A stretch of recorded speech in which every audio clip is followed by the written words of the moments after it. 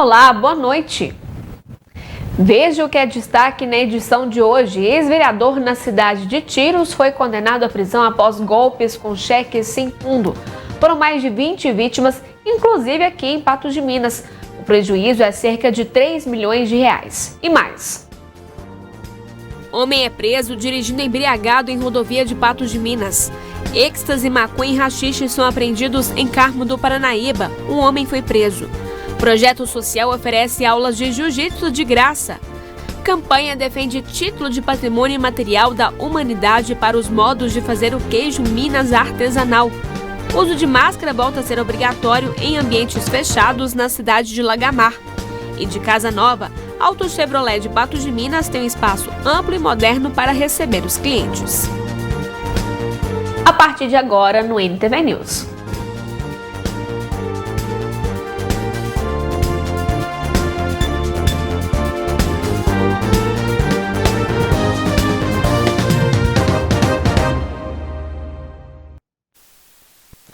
A gente começa essa edição mostrando que um homem de 23 anos foi preso após ser flagrado dirigindo embriagado pela MGC 354 aqui em Patos de Minas.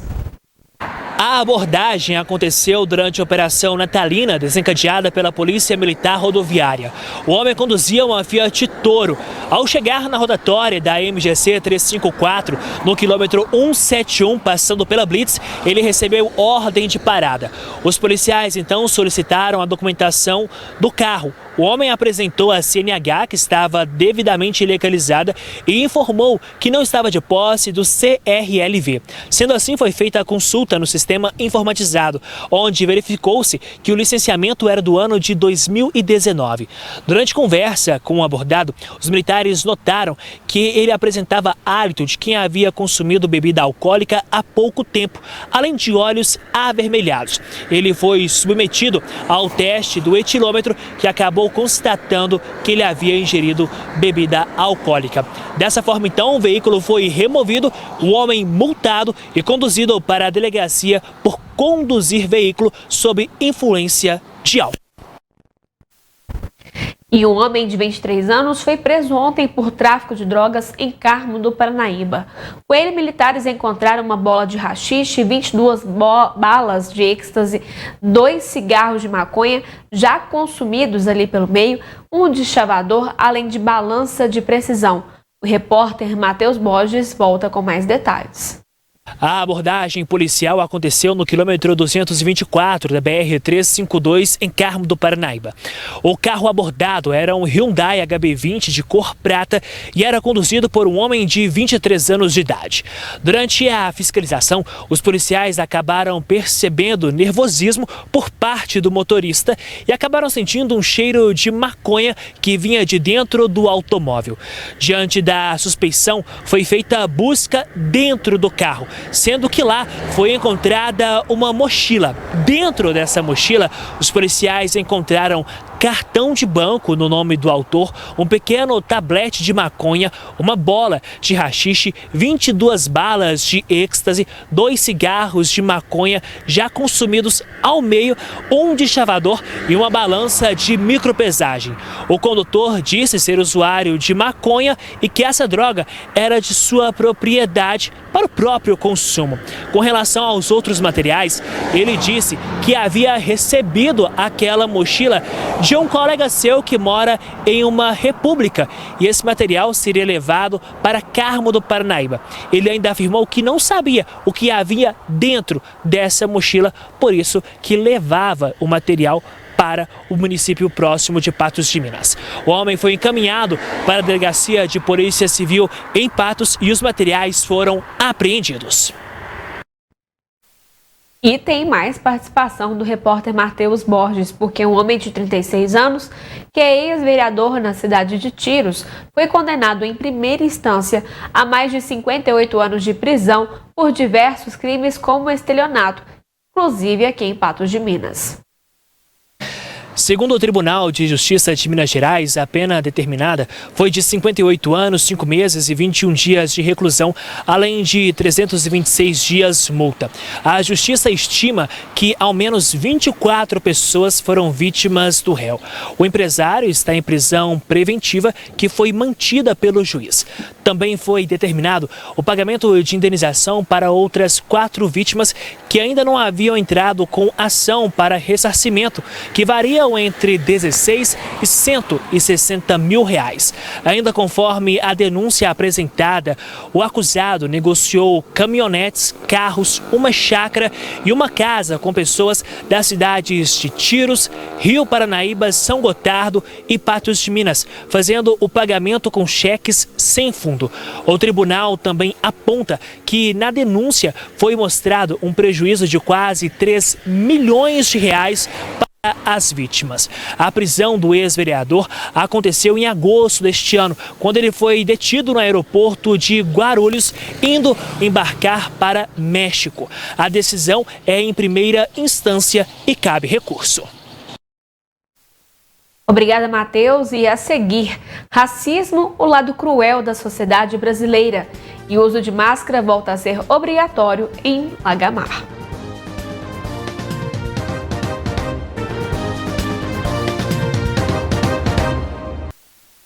Há pouco tempo, vivemos o Dia da Consciência Negra, que foi em 20 de novembro. Mesmo com atos de conscientização, a discriminação racial ainda é presente na sociedade brasileira.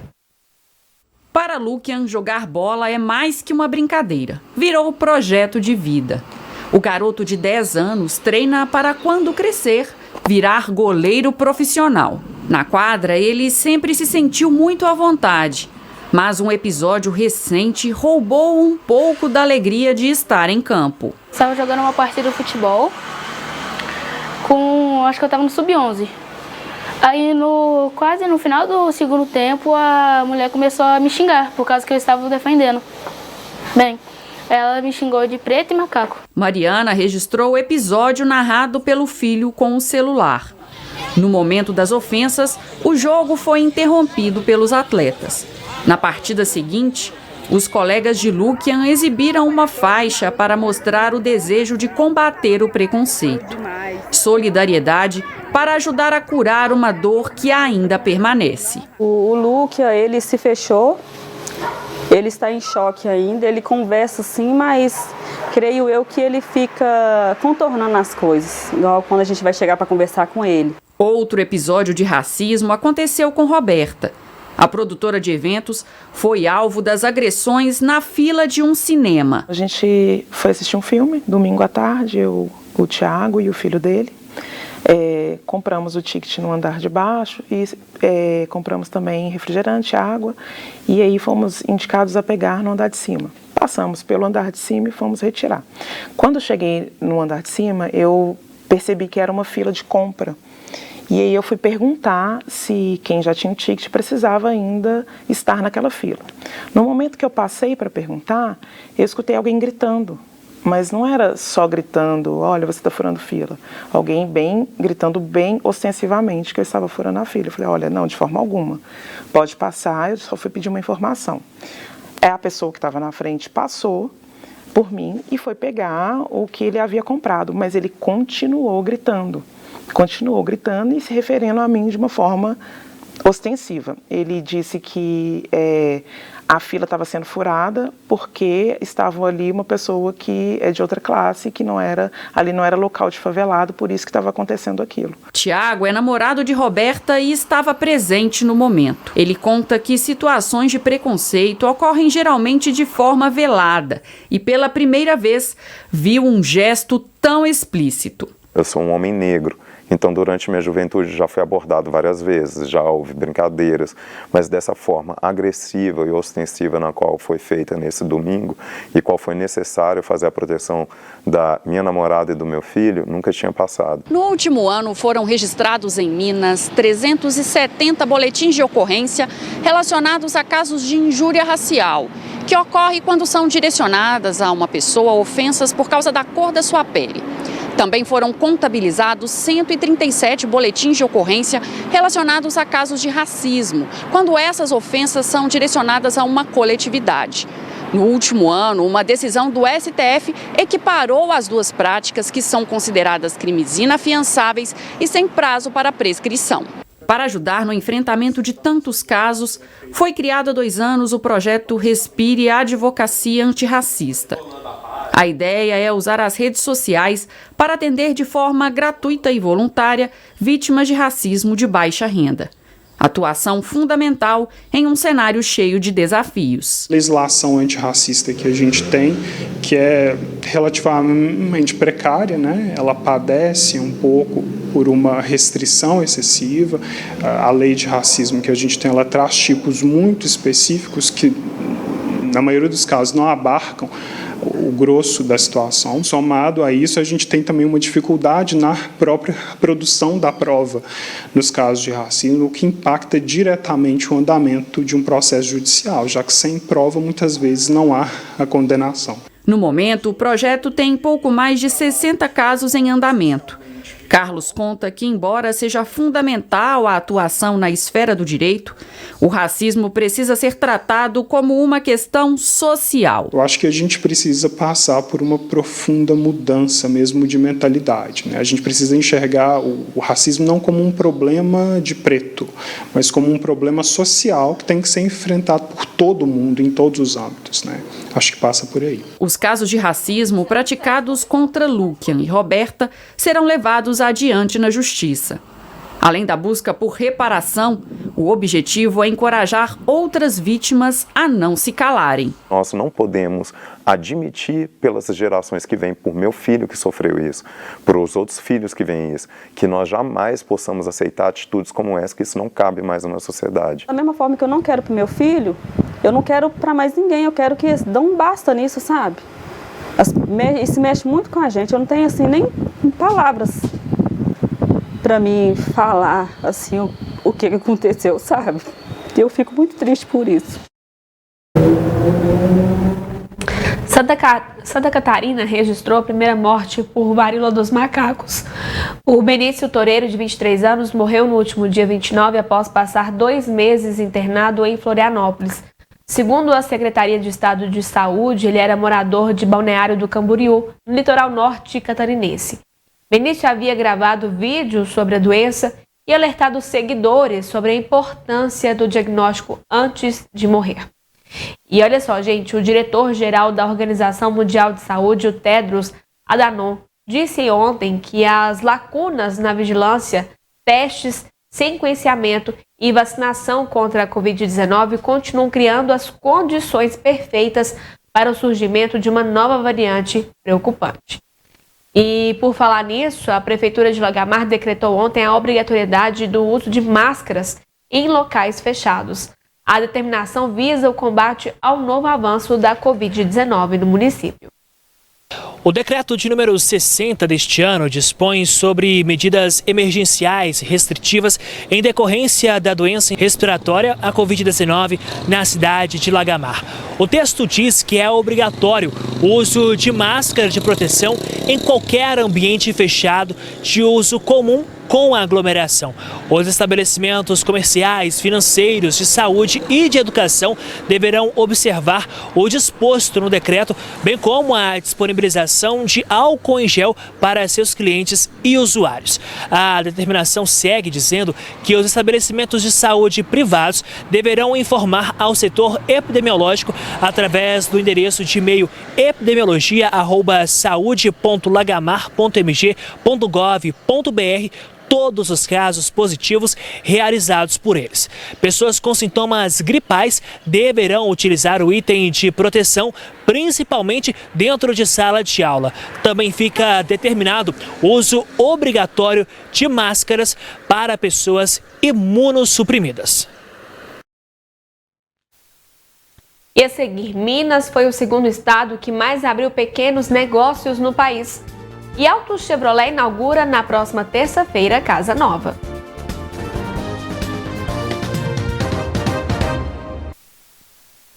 Na próxima terça-feira, a Auto Chevrolet de Patos de Minas estará em novo endereço. A nova estrutura em um espaço amplo e moderno promete trazer mais conforto e agilidade para os clientes de Patos de Minas e também de toda a região. A nossa equipe veio até a Auto Chevrolet em Patos de Minas, aqui na Avenida Juscelino Kubitschek, número 1130, no coração de Patos de Minas. Gente, a loja está incrível. Como você pode acompanhar nas imagens, um grande showroom, tudo novo, cadeiras, mesas novas, um local onde você pode vislumbrar os novos modelos da Chevrolet. Tem um local onde aquela pessoa vai ser amigo da Chevrolet, ou seja, a área de mecânica, vários elevadores, profissionais capacitados para atender toda a Patos de Minas e região. Tem a área de pintura, funilaria, onde vai ter aquela pintura especializada, um estacionamento enorme, área de café. Gente, realmente eu estou impressionado com o tamanho dessa loja. Antes o endereço ficava na Praça Champanhar, ali próximo ao centro de Patos de Minas. Esse local está muito maior e bem localizado. Eu vou começar agora com o Matheus Fonseca, ele que é gerente geral da Auto Chevrolet, está aqui em Patos nessa correria. Queria saber de você quais são os serviços que vão ser oferecidos aqui na semana que vem, na próxima semana já. É isso aí, Rafael, obrigado. Serviços de mecânica, serviços de revisão, troca de óleo, serviço de funilaria e pintura, venda de peças, venda de acessório, além de, claro, da venda do carro, né? Então, somos uma concessionária completa, falou em carro, falou em seguro, falou em qualquer coisa que mexa com o carro, a gente vai ter tudo aqui.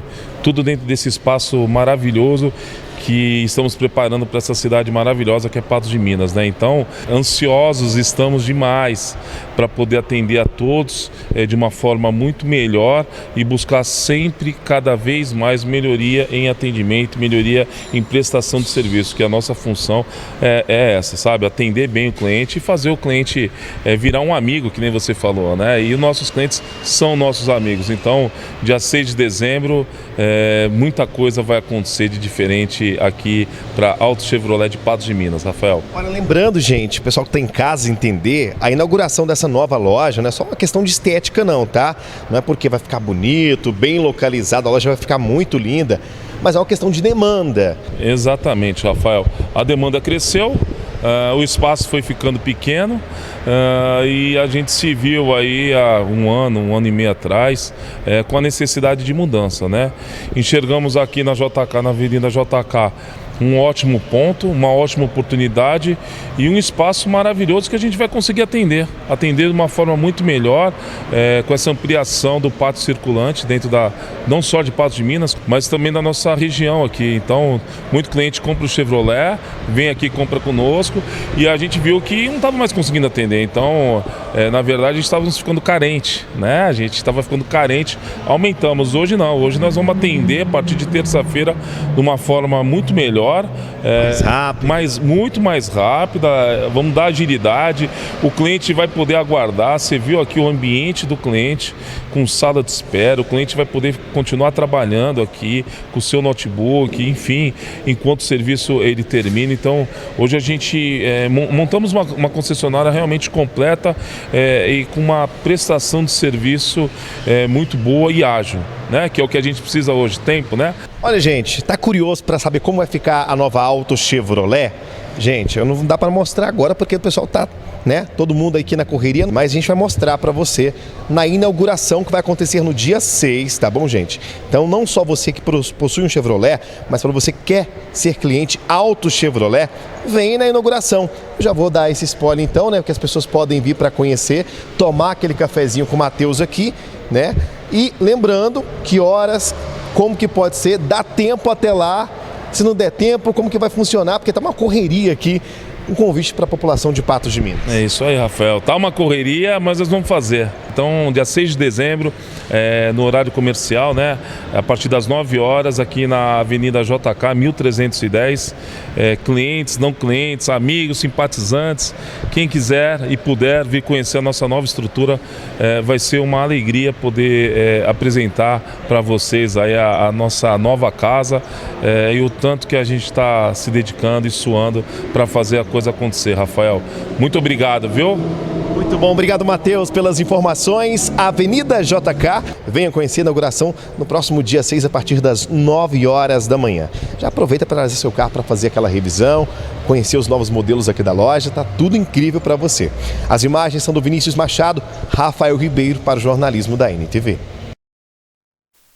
Obrigada, Rafael.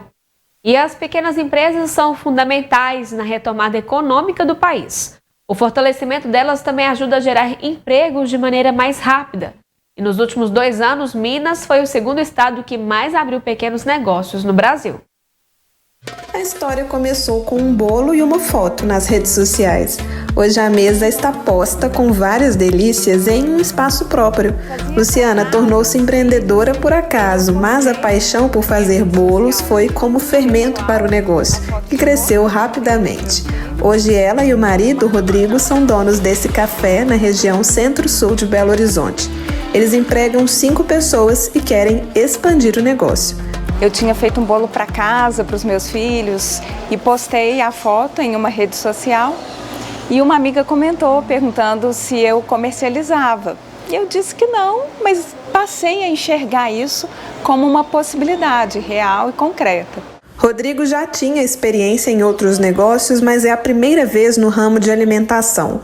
Na hora de contratar, buscou pessoas qualificadas, com boas indicações. A gente contou com a ajuda de uma empresa de RH que selecionou, fez uma pré-seleção de candidatos e aí depois a gente entrevistou os que eles tinham selecionado até chegar nos candidatos que chegamos a contratar.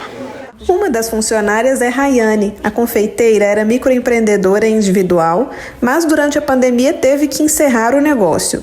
Voltar ao mercado de trabalho foi um alívio. Uma oportunidade diferente, né? Porque é o contrário do que eu fazia, né? A experiência da Luciana me ensinando a fazer esses bolos maravilhosos, essa decoração também, que também não era meu forte. Aí eu tô querendo experiência e tá dando tudo certinho. Nada de grandes indústrias ou multinacionais. A maioria dos empregos formais no país são gerados por micro e pequenas empresas. As micro e pequenas empresas correspondem a 57% dos empregos gerados no Brasil. E, além disso, corresponde também a 41% da massa salarial, segundo os dados da RAIS. Só com essas porcentagens a gente consegue ver a importância do micro e pequeno empreendedor no cenário econômico. É por isso que as pequenas empresas são fundamentais na retomada econômica do país. É especialmente pelo fortalecimento delas que a taxa de empregabilidade pode ter melhora de maneira mais rápida. Embora elas sofram mais com as crises, também são muitas vezes a saída que o brasileiro encontra em momentos de dificuldade. Foi assim na pandemia. O número de novas empresas no país entre 2020 e 2022 cresceu 25,3% na comparação com os 3 anos que antecederam a Covid-19.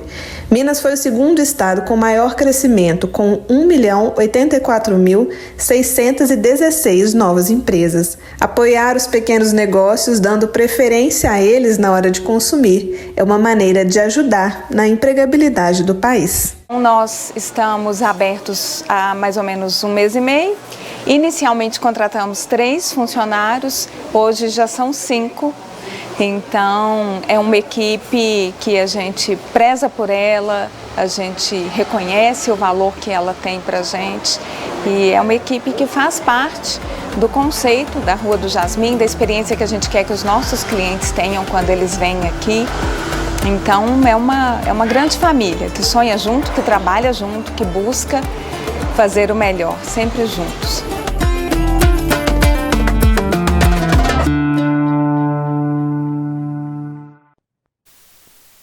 A inflação medida entre as famílias chefiadas por pessoas com mais de 50 anos é maior do que o IPCA, que é o Índice de Preços ao Consumidor Amplo.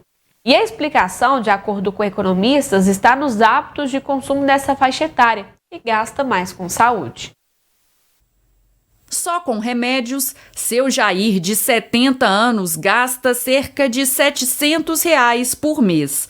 E as despesas não param por aí.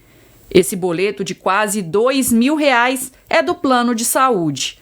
Custos altos que aumentaram ainda mais este ano e exigem estratégias para não estourar o orçamento. Carne de boi, por exemplo, você come eventualmente. Parte para frango, porco, outras alternativas que você tem que sair procurando. Enquanto se organiza como pode, Jair convive com um pouco de frustração. Afinal, foram décadas de trabalho pensando em uma aposentadoria num cenário diferente. Vai cortando uma coisinha ali, outra aqui, entendeu? E aí você vai apertando. O que a gente tem que pensar é que fazer uma poupança, vamos dizer assim, quando durante o trabalho, né? Para você usufruir exatamente quando essa época chega de aposentadoria, que você tem que sobreviver, né? A alta da inflação tem comprometido o orçamento dos brasileiros, mas a população acima dos 50 anos aparece como a mais impactada. Enquanto o IPCA, índice que mede a inflação, ficou em 6,5% nos últimos 12 meses, para o grupo de pessoas com mais de 50 anos, chegou a 7,2%. A maior concentração dos hábitos de consumo desse grupo em itens relacionados à saúde, por exemplo, é o principal fator que explica por que a inflação para pessoas acima de 50 anos está mais alta. Para vocês terem uma ideia, esse resultado do IPCA para outubro, no índice geral, ele mostrou para a gente um aumento de preços de 0,59%. Ao passo que o mesmo índice, mas agora estratificado para o item saúde e cuidados pessoais, foi de 1,16. Não é?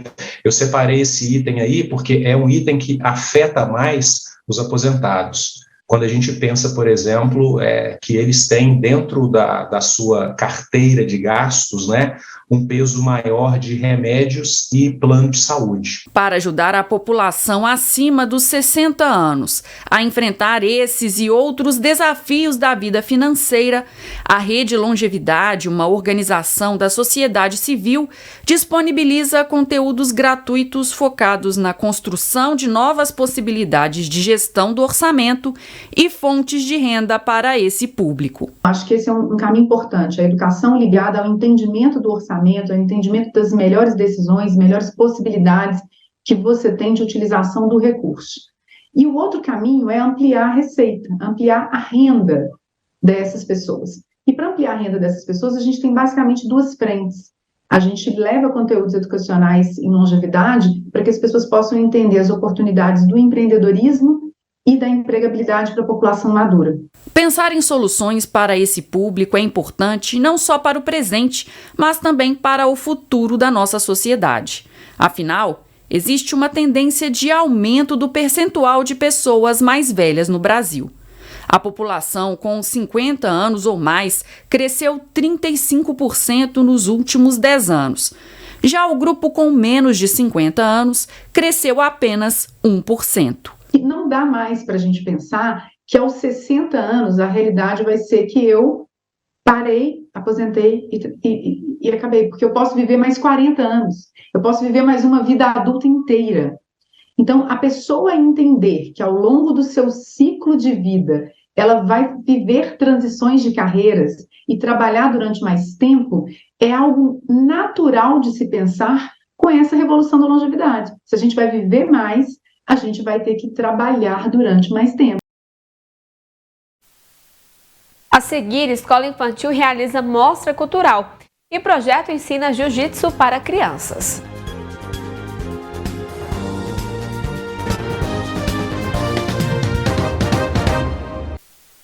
Azar no civil está mais rápido desde que uma nova lei que trata do assunto entrou em vigor neste ano. A alteração também simplificou os procedimentos para quem deseja mudar de nome. Daniane se casou em setembro. Os noivos entraram com o pedido no mês de agosto e passaram sem dor de cabeça pelo processo. Facilidade, teve organização, atendimento, assim, a gente não teve dificuldade nenhuma. Antes, os trâmites de um casamento levavam ao menos 90 dias para serem concluídos. A redução na espera veio com uma lei publicada em junho deste ano. Um dos motivos para a longa espera no passado é o fato de que era preciso ampla divulgação para evitar que pessoas já casadas burlassem a lei e se casassem novamente. Com a tecnologia atual, a fraude do Estado Civil é mais difícil. Quando a pessoa vai se casar, ela ainda tem que apresentar uma série de documentos para a gente trazer segurança jurídica para esse ato. Atualmente, os cartórios estão interligados. Então, sempre que uma pessoa se casa ou se divorcia, os cartórios comunicam entre si para avisar lá no nascimento, no casamento anterior, que esse novo ato foi praticado. Então, atualmente, é muito mais difícil se fraudar o Estado Civil. No mês de julho deste ano, o primeiro com a nova lei em vigor, foram registrados 8.797 casamentos em Minas, 836 a mais do que no mês de junho. No acumulado do ano, foram 60.819 casamentos, número quase 8% maior que o verificado no mesmo período de 2021. A celeridade e a praticidade que hoje as pessoas buscam contribuem para uma maior procura. E uma outra situação é a demanda reprimida da pandemia. Muita gente deixou para se casar depois que as coisas se normalizassem. E esse ano a gente vê também essas noivas da pandemia, os noivos e noivas, retornando ao cartório para concluir esse projeto. Apesar da melhora, alguns ainda enfrentam burocracia. Marcela passou por algumas dificuldades na hora de oficializar a união. Eu tive que comparecer ao cartório, primeiramente, para buscar como se fosse um requerimento, né? Tinha que preencher uma solicitação, e aí eu preenchi, que é uma folha até bastante grande, com muitas informações, e tive que pedir uma certidão nova de casamento, de nascimento, uma certidão de nascimento nova. E aí, após esse processo, eu tive que enviar esse formulário juntamente com a minha nova certidão de nascimento para o cartório, e a partir daí demorou cerca de quase 60 dias para poder marcar o casamento.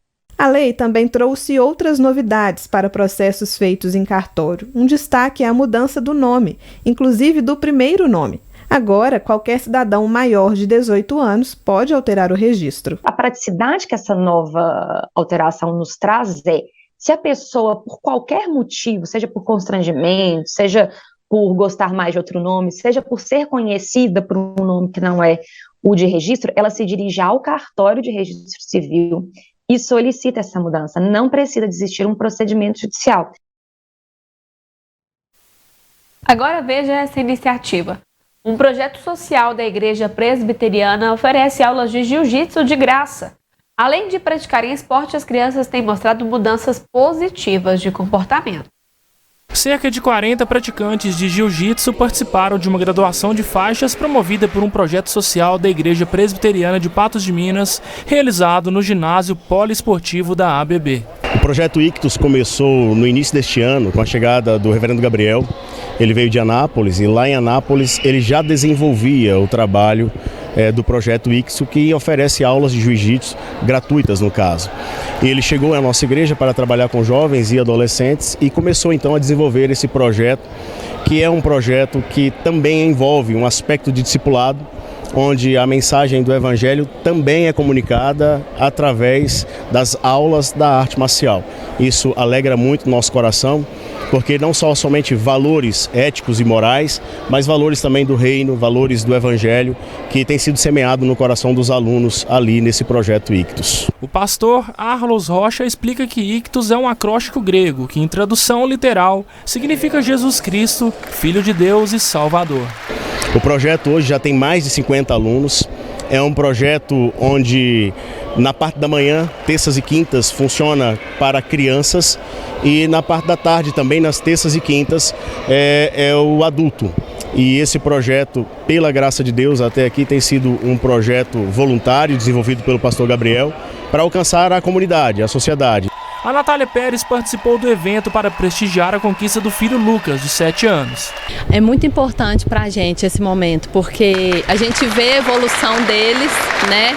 E a evolução não somente física, mas espiritual também, porque além de tudo que o projeto oferece, questão do desenvolvimento físico, da disciplina, tem também a questão espiritual, né, que é trabalhado com as crianças. O professor e pastor Gabriel tem desenvolvido com eles também atitudes, né, colaborativas um com o outro, celebrar as conquistas, agradecer ao Senhor por tudo que ele tem feito na vida deles. É muito gratificante ver o desenvolvimento dele e dos colegas. Outra mãe que notou diferença na vida do filho após a prática da luta marcial é a Letéia Patrícia. Esse esporte, ele traz muita disciplina, né? Muito foco. Então, eu percebo que ele se tornou uma criança mais disciplinada no dia a dia também, sabe? E a questão espiritual também, né, que é abordada nesse projeto, é muito importante na vida dele. Já a Luísa, a Amorim e a Laura compareceram para prestigiar um primo que está recebendo faixa. Tô achando bom, porque que é mais um momento que ele tá sendo feliz ali. Eu acho muito importante para ele, porque ele gosta muito desse esporte. Então, aqueles que desejam participar podem nos procurar na Igreja Presbiteriana de Patos de Minas, na Avenida Getúlio Vargas, no centro da cidade. E nós teremos a alegria de receber e acolher para também fazer parte dessa família, que é a família Ictus. E uma escola de Patos de Minas realizou hoje uma mostra cultural de trabalhos artísticos realizados por crianças da educação infantil. O que chamou mais a atenção dos pais nessa exposição foi a forma de aprendizado das crianças, que são ensinadas brincando. São desenhos, artes, reproduções de plantas do cerrado e até confeitaria. Nessa escola, vale de tudo para tornar o aprendizado cada vez mais leve. Nos vídeos é possível ver que durante as atividades, as crianças descobrem sozinhas os objetos. Para a coordenadora pedagógica, essa estratégia força a criatividade de cada pequeno, que vai descobrindo o mundo de uma forma mais descontraída. Nós buscamos nos inspirar numa prática, numa pedagogia que é a pedagogia de Reggio Emília, que é de uma região do norte da Itália.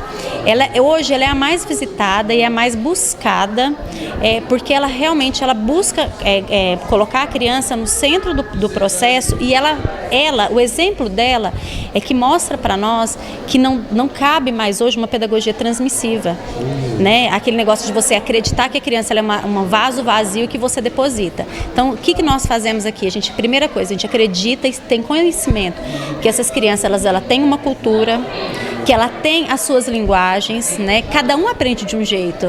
Você aprende de uma forma, eu aprendo de outra. Cada um internaliza de uma forma. A coordenadora explica que a criança é livre para o conhecimento, porém acompanhada de maneira muito assertiva. Que recursos que nós trazemos? O educador que é responsável por essa abordagem, que é a abordagem de Reggio Emília, ele chama Loris Malaguzzi. Ele tem um poema, que é o poema das 100 linguagens, que fala o seguinte, que é uma metáfora, 100 linguagens é uma metáfora.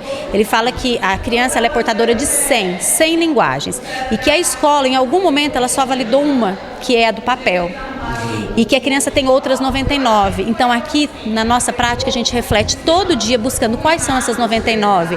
É o que? A modelagem, a escultura, a pintura, o grafismo, as relações, as brincadeiras, os jogos,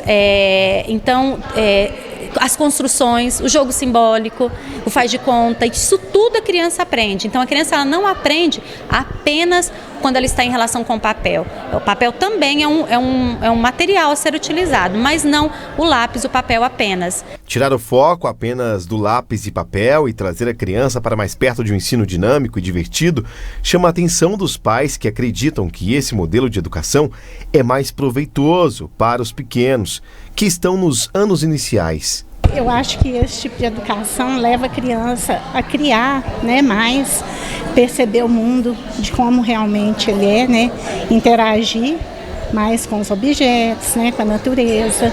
Acho que é uma educação muito boa e ela representa para as crianças realmente o que o mundo propõe, né? As crianças, elas aprendem brincando, nada é forçado. Meu filho mais velho já estudou aqui há alguns anos atrás, o mais novo está com 4 anos agora, e a gente vê assim, o despertar lúdico, né? A importância das cores, do aprender realmente brincando. Então eles vão aprendendo a dar valor nas pequenas coisas, nas árvores, nas frutas, nas cores, e que às vezes passa despercebido pela correria nossa do dia a dia, e a escola proporciona isso. Então, assim, a amostra está linda, a gente vê assim, o contexto de que tantas coisas que eles abraçaram e trabalharam. A gente verifica aqui que as crianças aqui não aprendem só no papel. Elas aprendem o ensino pedagógico fazendo também, construindo, né? Explorando delas essa criatividade, e também incentivando as crianças a esse desenvolvimento. Isso é muito importante, realmente como você disse, é o diferencial dessa escola, a razão pela opção nossa por aqui. O professor, para estar trabalhando com essa prática, ele tem que se ver como pesquisador, então ele tem que estudar todos os dias. Nesse sentido, a gente traz para as nossas professoras, depois você pode passar ali, nós temos alguns livros que nos inspiram, então nós não trabalhamos com apostila, é em cima de boas leituras, boas práticas, reflexões, então nós discutimos diariamente o que nós estamos vivendo com as crianças, o que elas estão trazendo para nós, o que eu preciso levar para elas. Ainda de acordo com a coordenadora pedagógica, a tecnologia não pode ficar de lado. Porém, o grande foco do ensino é propiciar um saber muito mais orgânico, com uma essência voltada para a natureza. Aqui na escola nós buscamos muito elementos, a natureza ela está na nossa prática o dia todo. Então, quando eu vou trazer uma paleta de cores, por exemplo, eu busco uma flor, porque uma flor ela tem vários tons de rosa, uma flor ela tem vários tons, uma folha ela tem vários tons de verde. A grama ela não é verde todo dia, ela pode estar amarelada, ela pode estar amarronzada. Então, nós trazemos a natureza para a nossa prática. Buscamos pesquisar com as crianças. Um outro dia uma turma queria saber como que funcionava um vulcão, como que um vulcão, o que acontecia quando o vulcão entrava em erupção. E nós buscamos, por meio de uma pesquisa na internet, então nós trazemos esse recurso. Temos lente de aumento, câmeras que aumentam, também ampliam as flores, as folhas. Nós temos que pensar o seguinte, a criança ela precisa e ela deve ter a possibilidade de desenvolver a criatividade. Para ela desenvolver a criatividade, ela não pode ter assegurada só uma linguagem, que é a tecnologia, ela tem que ter assegurado para ela todas as outras, para ela ampliar. Né? Então, uma coisa eu te falo, quando a gente trabalha levando em conta os direitos de aprendizagem das crianças, né, e garantindo que as crianças pequenas estejam em relação com os materiais, com os seus pares, participando, essa criança ela é muito mais atuante, ela é muito mais aberta para o conhecimento e ela é muito mais curiosa. A seguir, campanhas solidárias se multiplicam no Natal. E modos de fazer o queijo Minas artesanal é apresentado no Encontro Mundial da Unesco no Marrocos.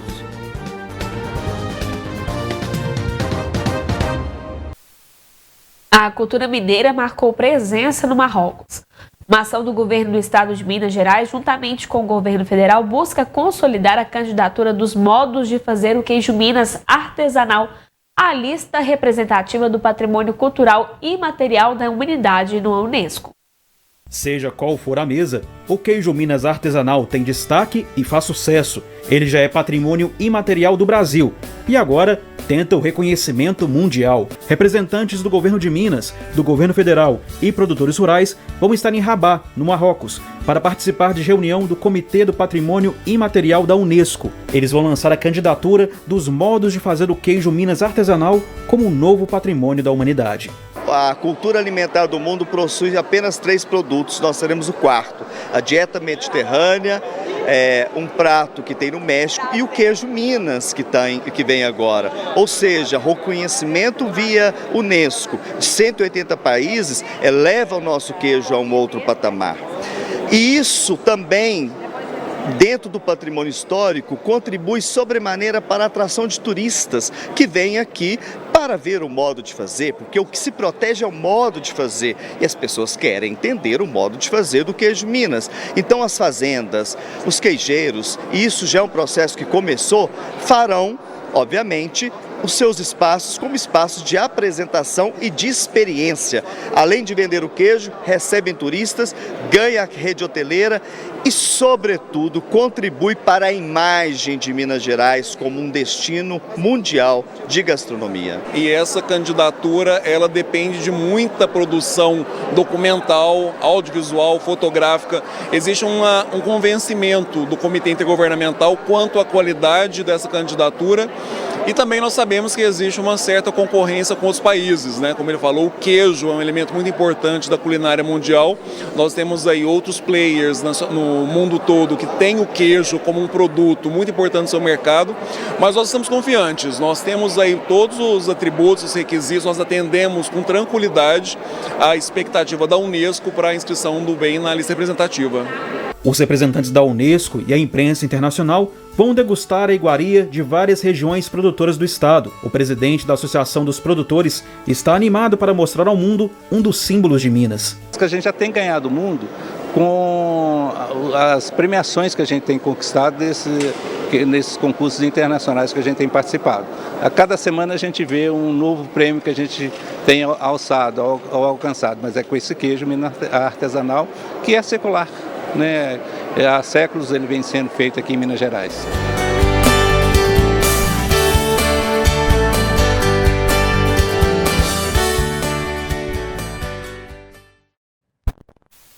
Que delícia, hein? Com docinho, então.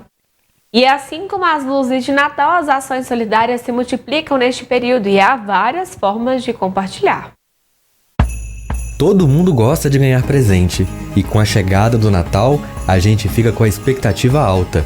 As crianças, então, não veem a hora de buscar o seu na árvore de Natal. E para quem quiser fazer a alegria dos pequenos e se tornar Papai Noel por um dia, os Correios podem ser os intermediários. Para adotar uma cartinha, basta ir em uma agência ou acessar o blog da campanha. Depois, é só levar o presente. A empresa se compromete a entregar gratuitamente na casa da criança. É o nosso negócio, a nossa missão sendo focada numa questão social importante, né, que a empresa considera importante, que partiu da iniciativa dos seus empregados há 33 anos atrás e que vem se repetindo ano a ano. Para presentear através das cartinhas do Papai Noel dos Correios, é sempre bom dar uma olhada nos limites de peso e tamanho que a empresa aceita para a postagem. E também é importante não demorar muito para despachar o presente. As pessoas já podem estar fazendo sua adoção, já podem estar levando seus presentes, mas não deixar para a última semana, até mesmo para que as crianças possam receber o presente antes do Natal. Se tem presente, tem sorriso no rosto. Mas o Natal também é mais do que isso, é tempo de compartilhar. Por isso, a ONG A Rebeldia se uniu com a Ação Cidadania na campanha Natal Sem Fome. A ideia é fazer com que o prato do maior número possível de brasileiros esteja cheio nessa data especial. A gente tem esse know-how de poder atingir as pessoas. Então, por isso que as grandes empresas procuram a gente para fazer isso. Por isso que quando surge a campanha do Natal Sem Fome, o poder público também abraça, por causa dessa capacidade de abrangência mesmo no estado de Minas Gerais. Quando Betinho criou a Ação Cidadania em 1993, ele visava acabar com a fome, que atingia 32 milhões de pessoas na época. A fome não espera. A fome não pode esperar 10 anos para ser resolvido. Quase 30 anos depois, esse número assusta e chega a mais de 33 milhões de pessoas sem ter o que comer. E as doações, sejam diretas ou através das ONGs, é a nossa forma de evidenciar esse problema e pressionar as autoridades, que são obrigadas a garantir um direito básico a qualquer pessoa. É muito importante, falando para geral, para todo mundo que está ouvindo, cada um seja realmente um Betinho dessa história mesmo, que traga a fome como pauta própria. Na nossa Constituição, cada um de nós temos direito a um alimento, a 3 alimentos por dia, né? Alimentar sem que falte para outras coisas, né? Porque também você conseguir alimentar, mas faltar para outras coisas também tá fora daí, né? Então, como cidadão brasileiro, tá na carta máxima aí que cada um de nós temos esse direito.